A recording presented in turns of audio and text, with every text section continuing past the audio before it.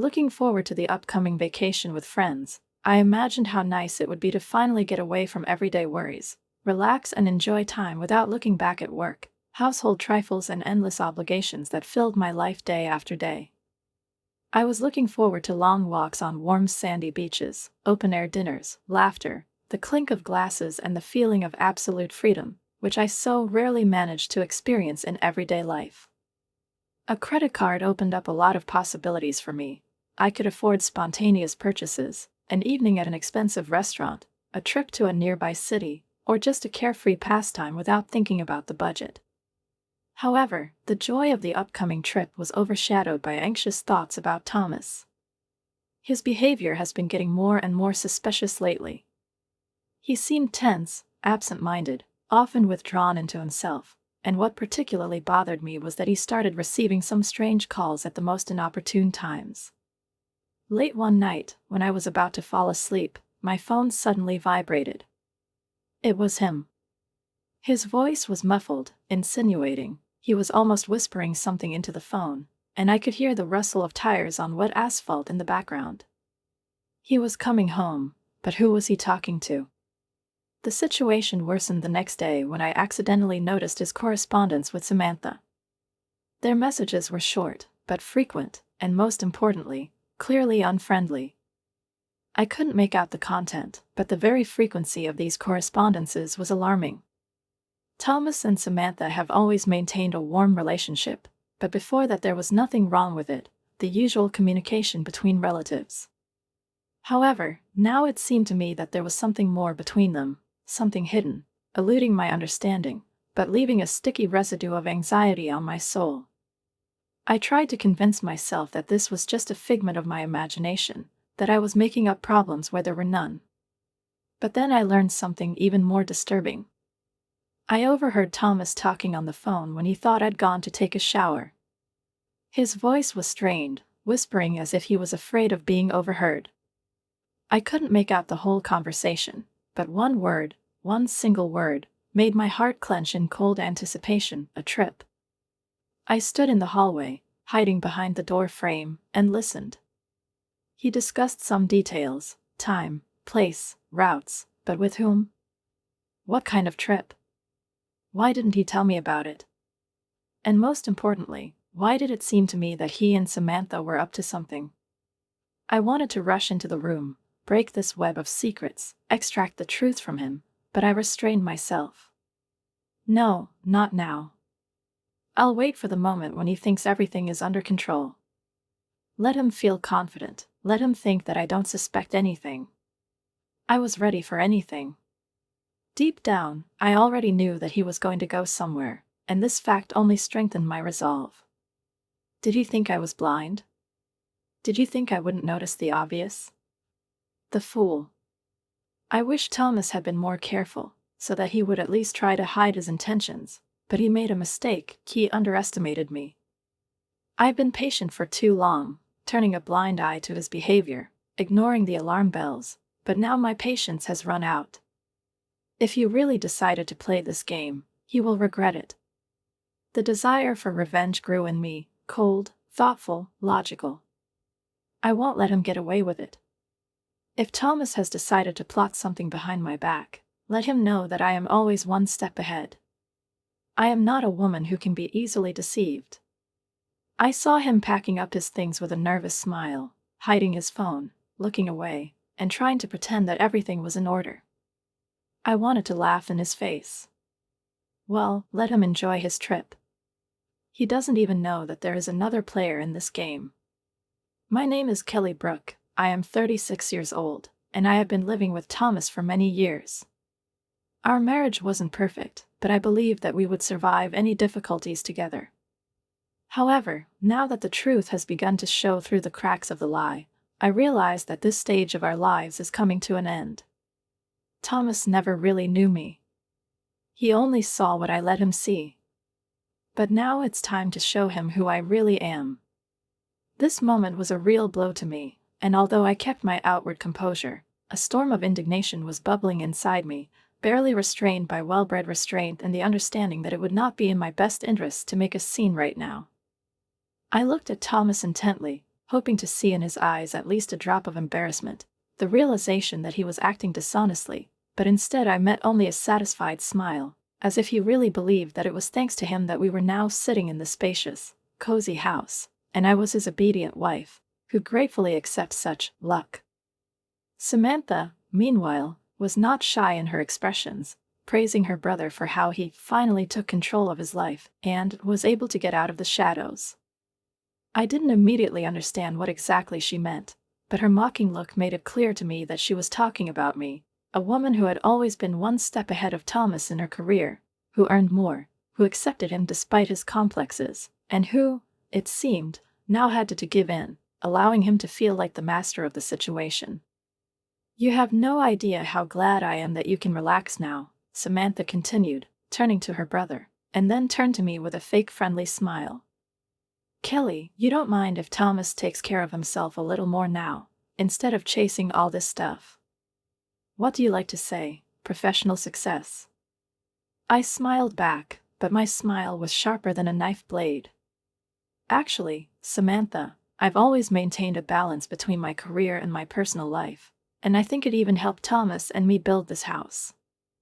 After all, he also invested a lot in us, didn't he, dear?" I said this with a touch of irony, carefully watching my husband's reaction. But Thomas didn't even blink, he just nodded, as if agreeing with my phrase, but at the same time he was in no hurry to correct the impression that he was solely responsible. Samantha just grinned and looked away, and I made another note for myself in the long list of things that began to bother me in our marriage. This episode was not the only one. Over time, I began to notice that Thomas increasingly ignored my contribution to our life together. When we gathered with his friends or family, he talked about home, about plans for the future, about the trips we had made, but almost always he did it as if it was all the result of his efforts alone. I tried not to pay attention, but every such remark left an unpleasant aftertaste. One day, when I returned home late at night after a difficult day at work, I found Thomas in the living room with Samantha and a couple of her other friends. There were expensive drinks on the table, which I bought for special occasions, the glasses were filled, and there was a feeling of carelessness in the air, which was completely alien to me now. "Oh, Kelly, are you home yet?" Samantha raised her glass, as if inviting me to join her. We were discussing how cool Thomas organized everything. You won't believe it, he literally pulled it all on himself. I looked at my husband in silence, but he just shrugged his shoulders, as if to say, "Well, what's the big deal?" "Thomas, please remind me, when exactly did you pay the last mortgage payment?" There was a tense silence in the room. My husband hesitated for a second, but quickly came up with an answer. "Kelly, let's not turn this into an argument, especially in front of the guests." I smiled. "What are you talking about, dear? What kind of dispute can we talk about?"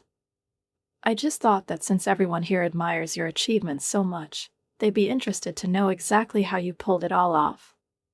The slight mockery in my voice didn't escape Samantha, and she grimaced, but I didn't care.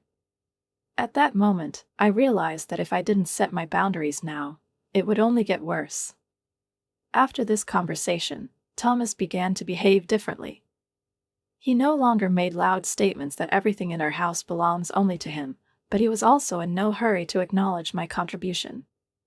He seemed to be looking for a way to regain the illusion of dominance, and I was not mistaken in believing that this was not the end of our unspoken struggle. The real blow came later, when I accidentally came across the documents he had left on the kitchen table. These were papers related to some financial issue, and among them I noticed an application for the transfer of ownership of the house. Thomas tried to arrange the house entirely for himself. I stood there in complete silence, feeling rage boiling up inside me. He didn't even bother to hide it from me, apparently believing that I wouldn't know what he was doing behind my back anyway. It was then that I realized that my patience had really run out. I wasn't going to turn a blind eye to his actions anymore. I wasn't going to let him put me on the back burner anymore. If he wanted war, he would get it. These words were the last straw. I slowly put the glass down on the table, pulled myself together, and looked at Samantha so intently that even her confident smile faltered slightly. Did Thomas tell her to ask me? So he didn't even try to discuss it with me directly, but immediately directed his sister, as if I were an ATM from which you can withdraw any amount on demand. Thomas said that? I repeated, carefully choosing my intonation so that my voice remained even, but cold enough for Samantha to understand that I was not in the mood for games. And you decided that you would just come here, declare your little request, and I would immediately open my bank account in front of you? Samantha shrugged, her confidence regained, and her usual smug grin appeared on her face.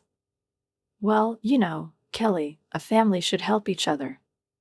I'm sure you can count on Thomas's help, too, if you ever find yourself in a difficult situation. I almost laughed. Did this woman really think she could manipulate me so easily? In a difficult situation? I paused, tilting my head as if I were seriously pondering her words. You mean the situation I'm in right now? When my own husband tells me that I have to obey his sister, and then, without my knowledge, makes promises about my own money? This time, Samantha didn't say anything. She didn't seem to expect me to put the question so abruptly. Listen, I continued, more gently, but without losing my firmness. If you need money, you should go to the bank or save up yourself. You're a grown woman, aren't you? Oh, please don't be so petty, she snorted, rolling her eyes. It's just money, you won't even notice it. You're right, I agreed, crossing my arms over my chest. I really won't notice them, because they will stay with me. Samantha's eyes flashed, and an expression appeared on her face that I had already studied, a mixture of annoyance, contempt, and a reluctant admission of defeat. Fine, whatever you want, she said coldly.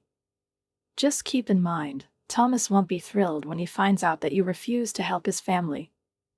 I took a deep breath, trying not to roll my eyes.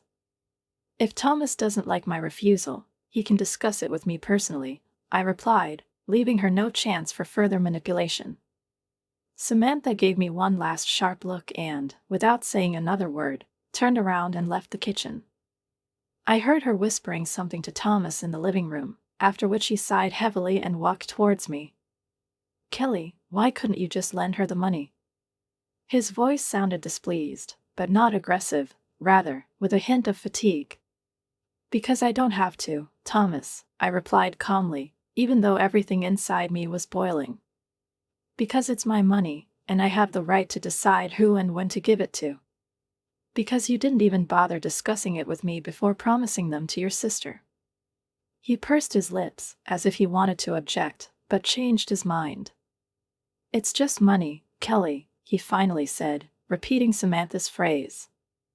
Yes, Thomas, exactly. It's just money.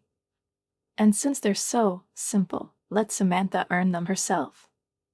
A tense silence fell between us. You've changed, he said finally, shaking his head.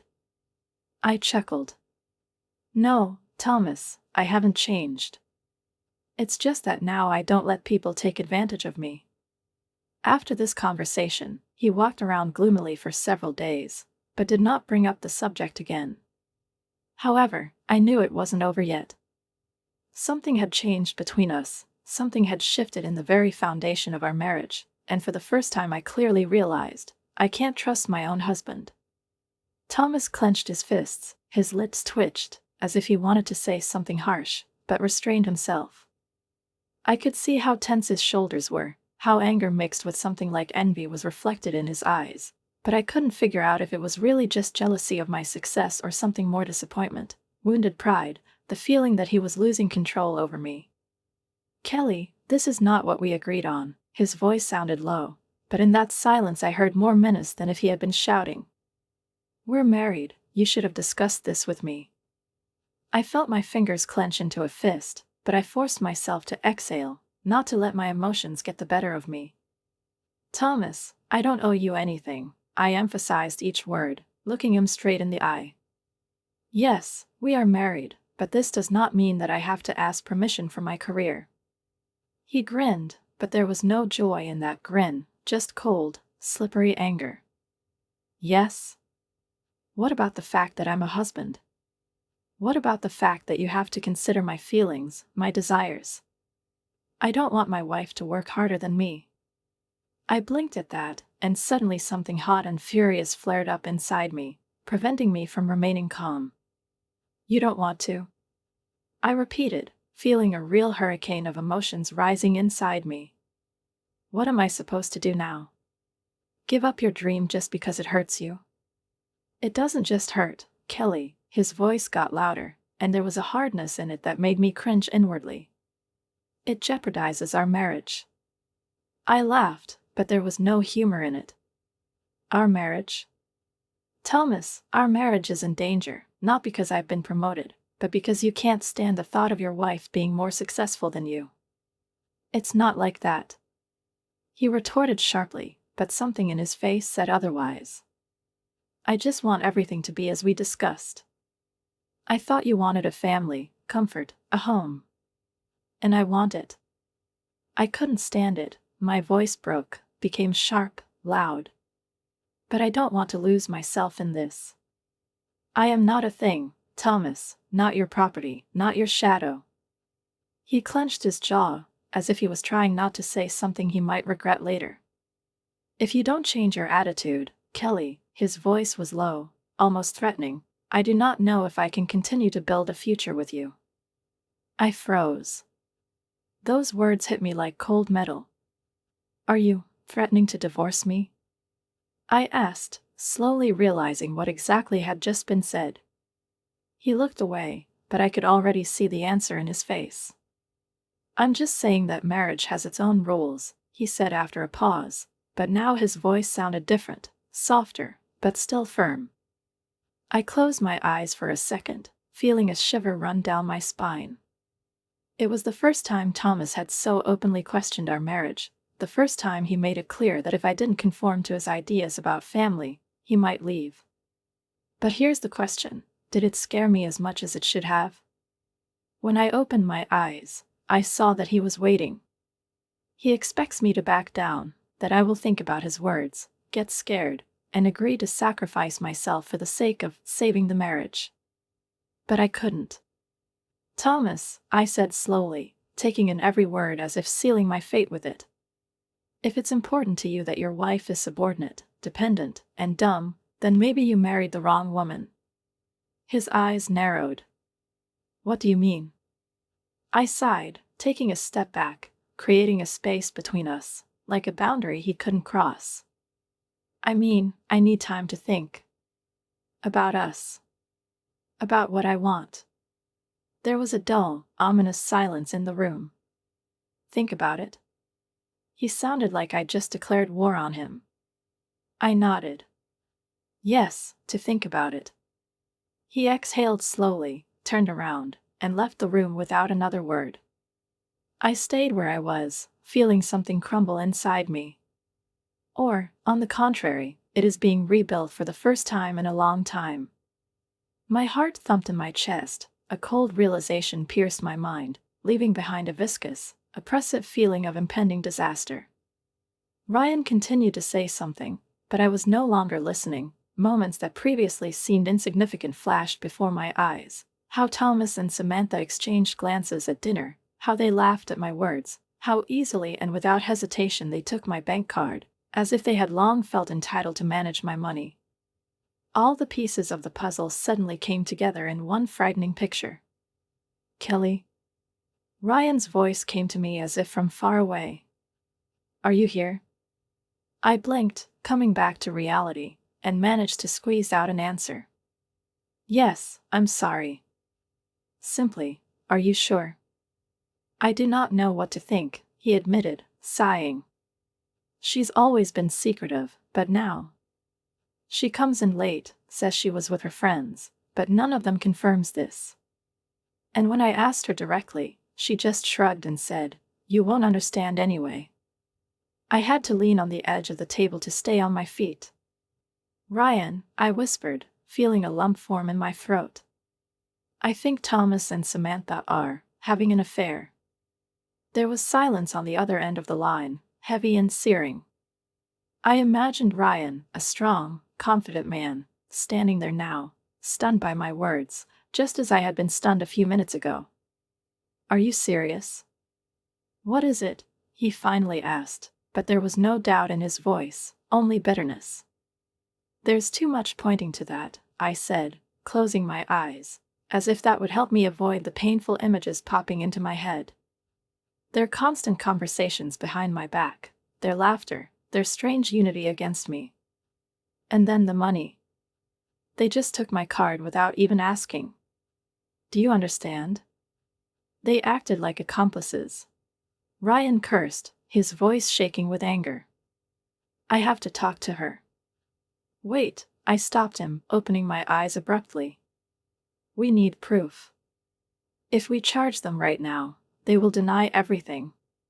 Thomas will lie, Samantha will pretend that we are crazy.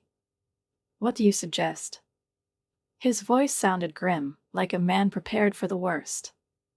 "Keep an eye on them," I replied, amazed at my own calmness. "Find out the truth, and then decide what to do." Ryan was silent for a few seconds, then exhaled heavily. "Okay. You're right. I'll try to find out what Samantha is doing." We agreed to keep each other informed, and when I hung up, I felt my hands shaking. Anger, resentment, pain, all mixed into one destructive feeling. I knew I couldn't live in ignorance anymore. If Thomas and Samantha had really betrayed Ryan and me, I had to find out the truth.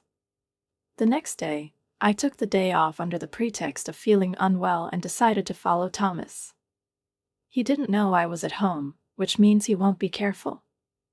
I watched from the window as he calmly left the house, got into the car and drove off in an unknown direction.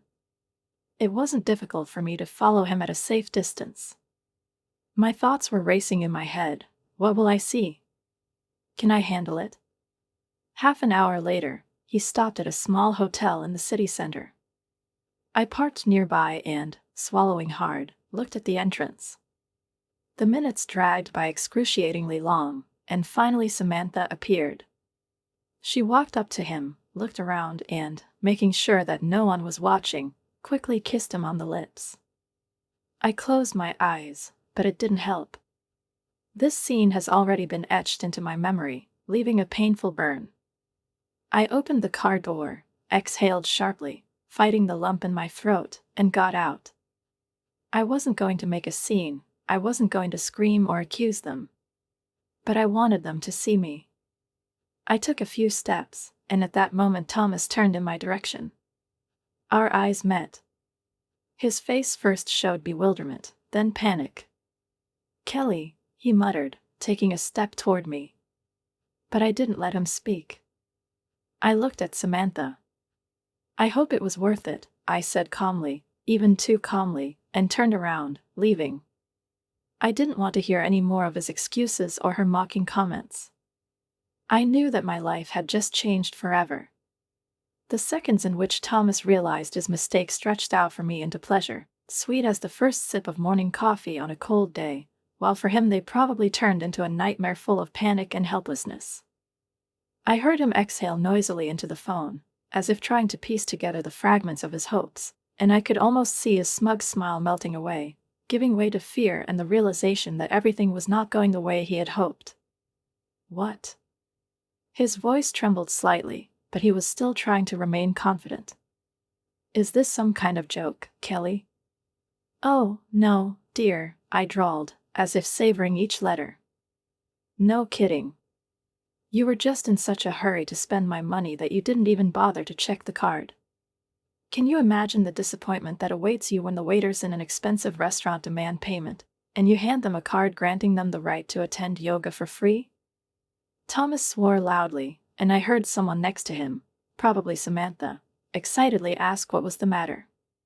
Her voice was irritated, impatient, and I imagined her rolling her eyes in displeasure, waiting for an explanation. You're lying." He growled into the phone, but I could hear the uncertainty in his voice.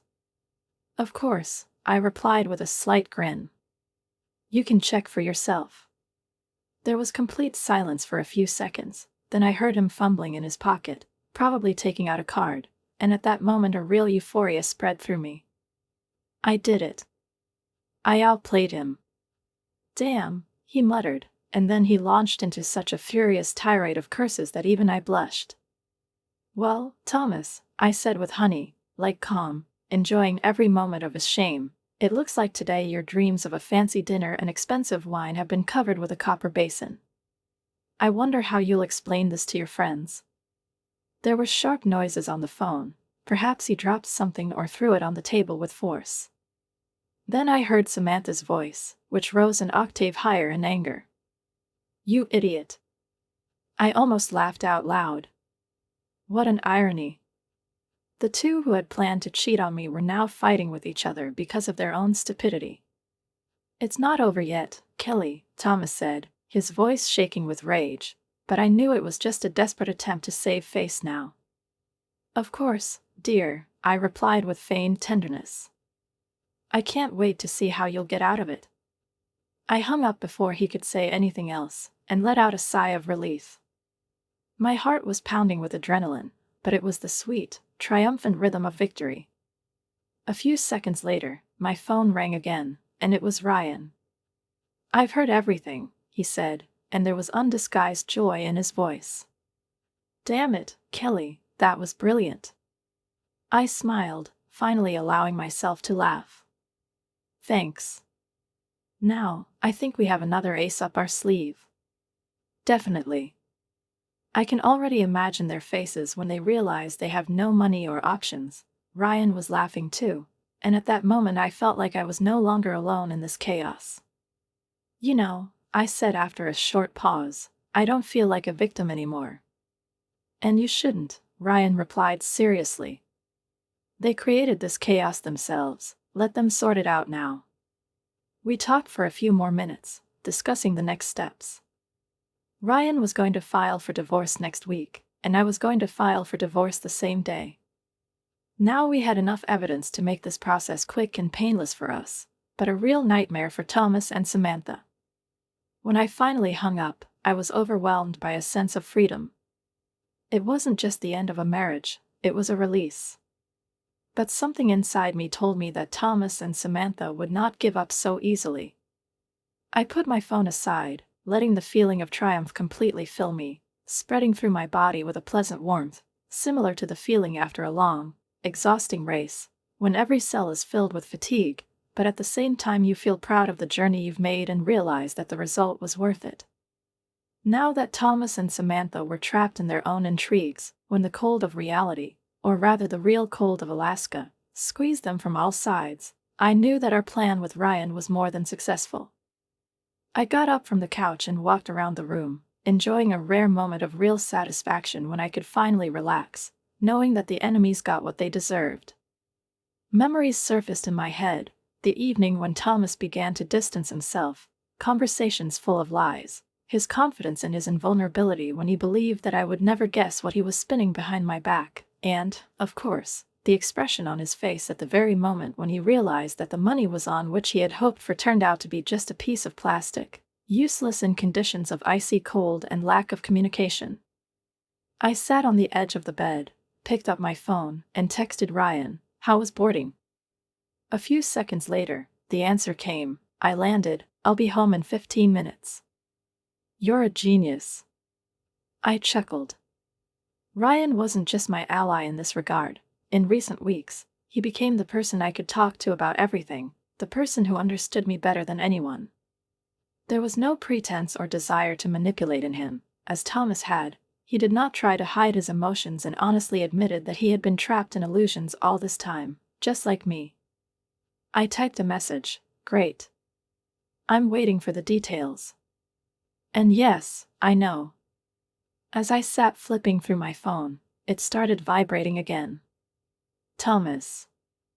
I rolled my eyes, but didn't pick up the phone. He could call as many times as he wanted, but I no longer had the time, desire, or pity for him. He had made his choice, and now he would have to deal with the consequences. A few minutes later, there was a knock on the door. I jumped up, opened it, and saw Ryan standing on the doorstep, slightly disheveled and tired, but with that spark of triumph in his eyes that I've loved to see so much these past few days. He handed me a paper cup of coffee. Hot cappuccino, the way you like it. You're a saint, I replied with a smile, taking the cup and taking the first sip. Warmth spread through my body, calming me and adding a sense of completeness to this story. I still can't believe they're so dumb, he said, sitting down on the couch and stretching. If Thomas hadn't been such a cocky idiot, maybe they would have had a chance. But he overestimated himself. I nodded, sitting down next to him. He's always been like this. He thought he could control people, manipulate, lie, and evade responsibility. But you know what's most interesting? Ryan raised an eyebrow. What? I grinned at him. He didn't even realize that this ending was written by himself. Ryan laughed, and I took another sip of coffee, enjoying the moment. We won. Samantha's face contorted into a grimace that mixed fear, anger, and awareness of her own helplessness, and although she tried to feign confidence, her voice trembled treacherously as she crossed her arms over her chest and abruptly said, "This is absurd, Kelly. You can't just come in and demand money. Do you have any idea how much Thomas and I have invested in this house? And anyway, you have no right to anything that is here." I took a slow breath, holding back a grin, knowing that her desperate objections had not the slightest legal force, and, slightly tilting my head to one side, I replied in a calm, almost lazy voice, "I see you still haven't bothered to read the contract you signed. Let me remind you that the initial payment was paid jointly, which means that I am legally entitled to my share. Besides, the money you borrowed from me, withdrawing it from my account without my knowledge, is documented, so if you want to discuss this in court, you're welcome. But you know what's the funniest part?" I paused, letting the tension hang in the air, then, enjoying the moment, I continued, "If you really think that I have no right to demand my share, then why did you just tear up this document?" Samantha opened her mouth, but immediately closed it, realizing that she had backed herself into a corner, and I could see how slowly but surely she realized that she had made a fatal mistake. Thomas, who had been trying to keep his cool before, now looked like he was having a hard time keeping from snapping. He ran a hand through his hair, took a deep breath, and finally growled, "You just want to ruin us, right? Is this all revenge?" I looked at him and, slightly raising my eyebrows, calmly replied, "No, Thomas, I'm just taking what's rightfully mine." "And revenge?" I paused, letting my words slowly sink into his mind. "Revenge is something you created with your own hands. Everything that happened was the result of your own decisions." Ryan, who had been standing a little apart all this time, crossed his arms over his chest and, grinning, added, "And you know, Thomas, you could have avoided all this. But you decided to play a game you don't understand. It's sad, isn't it?" Thomas whirled on him, fury blazing in his eyes, but he knew there was nothing he could do. His body tensed, his fists clenched, but Ryan's words were true, and he knew it. Samantha, finally losing her patience, turned to him, waving her arms. "Are you going to say anything at all? Or are you just going to stand here like an idiot and let her do whatever she wants?" Thomas looked like he wanted to say something, but then, realizing that he didn't have a single convincing argument, he just sighed heavily, turning away. I looked at them both, feeling somewhere between relief and deep satisfaction. They created this situation themselves, they were trapped. And now they will have to answer for everything. The moment I saw this "for sale" sign hanging outside my former home, something inside me finally clicked, like the last stone in a mosaic that completed the picture. I felt no anger, no regret, or even joy, just satisfaction that justice, even after a long trial, had finally prevailed. Now this house, once associated with pain, betrayal, and disappointment, has ceased to exist for me as a part of the past, but has turned into ordinary real estate, just another building that someone else will buy one day, unaware of all the storms that played out in it. I sat in a taxi, watching the house through the window, and thought about how strangely everything worked. A year ago, I would not have believed that I could let Thomas go, that I could stop thinking about his actions, about the dirt he dragged me into, and even about Samantha herself, whose voice until recently, it seemed disgustingly shrill to me, but now it no longer mattered. Their fate, their decisions, their future, it was no longer my concern. I paid the price for freedom, but freedom was worth it. A few weeks passed, and I became more and more immersed in my new life, which seemed brighter and more intense to me every day. The new apartment, cozy, spacious, with panoramic windows, was not just a dwelling, but a symbol of my new beginning. I enjoyed the process of arranging it, choosing furniture, buying decorative details, filling the space with what I really liked, and not with what Thomas imposed, his taste, his ideas of comfort. Now everything was just mine, every pillow on the couch, every painting on the wall, every flower pot standing on the windowsill. The job was also satisfying. After all the trials I had gone through, I finally got the position I dreamed of. Now I was a regional director, a person whose opinion really mattered, whose decisions determined the future of the company. It's funny, but Thomas once laughed at me, saying that I would never achieve real success in my career, that my place was in the shadow of a more successful man. The irony was that now, having lost not only me, but also the respect of his colleagues, he was forced to move to another branch, away from everyone who knew the truth. And then there was Ryan. Our relationship developed easily, at ease, without tension and understatement. We often met, sometimes we just walked, drank coffee in small cozy cafes, talked about everything and nothing, laughed at trifles. Ryan turned out to be the person next to whom I didn't have to pretend or fight for a place in the sun. He accepted me for who I was, and that was the most valuable thing. One evening, when we were sitting in a restaurant on the terrace overlooking the night city, he looked at me with a thoughtful but gentle gaze and suddenly asked, "Have you ever thought that the whole Thomas and Samantha thing has actually made you stronger?" I smiled, leaning back in my chair, feeling the light spring breeze fluttering through the strands of my hair. "Yes," I replied after a short pause. "But do you know what the most interesting thing is? She didn't just make me stronger. She taught me to appreciate myself. And I will never let anyone make me doubt my worth again." Ryan nodded, raising his glass, and said softly, "To a new life." I raised my glass, touching it with the glass of his glass, and looking at the city lights twinkling in the distance, I felt something like happiness inside me. I was really moving forward. And she never looked back again.